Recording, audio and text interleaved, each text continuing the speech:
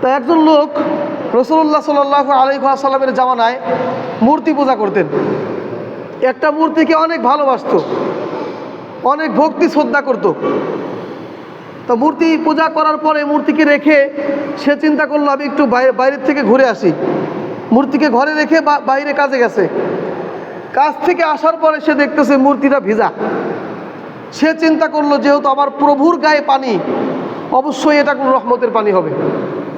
দেখেন কি পরিমাণ মূর্খ, যে ভাবতেছে আমার মূর্তির গায়ে যেহেতু পানি, আর আমি যেহেতু ওর ইবাদত করি, যেহেতু আমি ওকে প্রভু বলে মানি, ওর গায়ে যেহেতু পানি, অবশ্যই এই পানিটা ভালো পানি, এই পানি কখনো নাপাক পানি হতে পারে না। ও তো আর জানে না এই মূর্তির গায়ে কুত্তা পেশাব করে দিলে কুত্তাকেও তাড়ানোর মতো ক্ষমতা এই মূর্তি রাখে না। কথা বলেন ঠিক কিনা? সম্মানিত হাজিরিন, তাও ভাবতেছে আমি যদি এই পানিগুলি চেটে খাই তাহলে এই রহমতগুলি আমার পেটের ভিতরে ঢুকবে, আমার সমস্ত বিপদ আপদ বালা মুসিবত দূর হয়ে যাবে।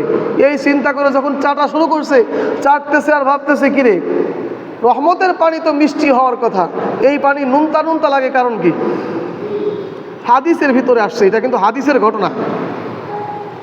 পরে সে খেয়াল করে দেখে ঘরের সামনে দুইটা খ্যাক শিয়াল দাঁড়ায় আছে। একটা খ্যাক শিয়াল পা উঁচা করে দাঁড়ায় আছে, রহমতের পানি পড়তেছে। পা উঁচা করে দাঁড়ায় আছে, রহমতের পানি টপ টপ করে পড়তেছে।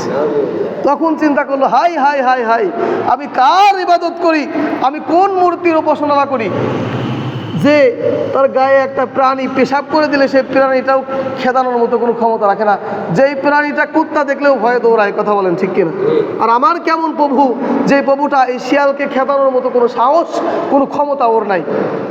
চিন্তা করলেন, এক আছাড় দিয়ে মূর্তি ভেঙে ফেললেন, এক দৌড় দিয়ে আল্লাহর নবী সাল্লাল্লাহু আলাইহি ওয়াসাল্লামের কাছে চলে গেলেন। গিয়ে বলতেছে ইয়া রাসূলুল্লাহ, ইয়া হাবিব আল্লাহর নবী গো, আমি একটা মূর্তি পূজা করতাম, সেই মূর্তিকে অনেক ভালোবাসতাম, অন্ধভক্ত আমি ছিলাম। আমি ওই মূর্তির প্রতি কী ছিলাম? অন্ধভক্ত ছিলাম, আমি খুব বিশ্বাস করতাম। আজকের কাহিনী হলো এই এই। ইয়া রাসূলুল্লাহ, ইয়া হাবিব আল্লাহ, আমি বুঝে গেছি নিঃসন্দেহে আল্লাহ ছাড়া সত্য কোনো প্রভু আর আছে আর নেই। ইয়া রাসূলুল্লাহ, ইয়া হাবিবাল্লাহ, আপনি আমাকে কালিমা পড়াইয়া দেন, আমি মুসলমান হয়ে যেতে চাই। বলুন সুবহানাল্লাহ।